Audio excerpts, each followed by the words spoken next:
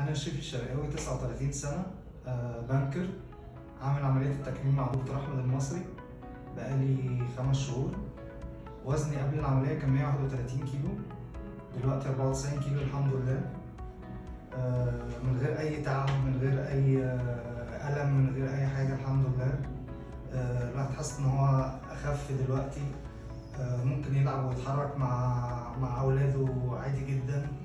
موضوع اللبس طبعا فارق 180 درجة. وبعدين انا اقنعت 2 صحابي كمان ان هم يجوا معايا في العمليه، وكلنا النتائج الحمد لله لغايه دلوقتي فوق الممتاز. سواء بقى متابعات مع دكتور احمد عن طريق الواتساب طول اليوم، دعم نفسي، نيوتريشن، المتابعات اللي في العياده نفسها. ودكتور احمد شخص يعني ديسنت جدا وكويس جدا بصراحه. يعني انا لو في حد بيفكر ان هو يعمل العمليه دي انا بنصحه جدا. انا يعني كل ندمي بس ان انا اتاخرت في ان انا اخد الستep بتاعت العمليه دي. فاي حد بيفكر ان هو يعمل عمليه يجو اون ويجي لدكتور احمد، هنا الموضوع فوق الممتاز.